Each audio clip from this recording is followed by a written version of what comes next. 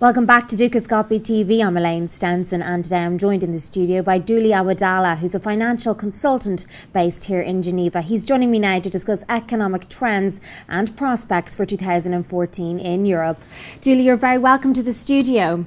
So we'll start by talking a bit. We're hearing a lot about European deflation. What are your concerns about this, and how bad do you think that it's going to get? Okay, thanks for having me, Elaine. The process of deflation in Europe at the moment seems to be advancing. There's a lot of concern about it in the press lately. And I'd like to just kind of look into how it all plays out. Yeah. Basically, as people start to expect that prices will fall in the future, there's a certain expectation of that. So they start to delay large purchases into the future as they expect prices to keep falling. Like houses? Like houses, like cars, like a lot of, and also businesses with a lot of their capital expenditures. Yes. So basically, as this happens, this becomes a self-fulfilling prophecy. Okay. So basically, as they start to consume less in the future, then prices will drop, output reduces, and this has the effect of basically increasing the real amount of debt, because as GDP reduces, debt amounts remain the same. Mm-hmm. So for the government, it becomes harder and harder, and for individuals to service the debt. And this leads to further deflation. So it becomes a downward spiral. So it's extremely concerning. Mario Draghi has said that he'd be prepared for the ECB to fight deflation in Europe by buying packages of bank loans to households and to companies.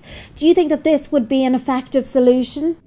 Definitely. I mean, one of the main things that basically in order to get out of a deflationary spiral, we're going to need to have more quantitative easing. We're going to need to have a looser monetary policy. So at some point, the ECB at this point can no longer lower interest rates. There's no consensus for that even among the members of the ECB.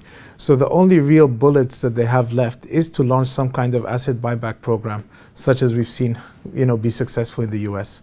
So this is very similar to what the Federal Reserve has implemented with their buyback program of mortgage-backed securities and treasuries. Some have said that quantitative easing is this bubble that will burst and it's not going to be effective and it's not sustainable in the long term. They have introduced tapering, but do you still think that quantitative easing or some sort of form of this is the answer? Well, yes. I mean, I think at the moment it's the only thing we really can do. I mean, I don't see any other options.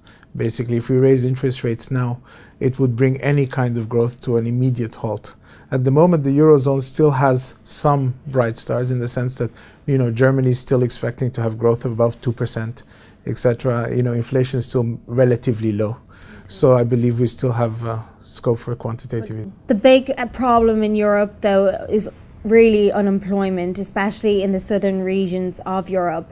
And Christine Lagarde has said that until the effects on employment have been reversed, we cannot say that the crisis is over. So what do you think is the answer here with regards to unemployment, and how long do you think it's going to take to get out of this problem? I think in general, I mean, if we go into a deflationary spiral in Europe, yes, then there will be no answer to the unemployment problem without first solving the issue of the deflationary spiral. So basically, this has to be addressed before we can really start to address the structural issue of unemployment. So I feel that this is something which will take a minimum of 2 years in order to kind of flush its way out the system. Because the Eurozone is effectively declared out of recession. But is it out of recession? Do you really I believe we seriously risk going into a double dip recession if we do not address the deflationary issue. Okay, Dooley, thank you for that, and thank you very much for joining us in the studio today. And that's all we have time for now, but do check back later for further updates and further interviews from the Dukascopy TV team. Bye for now.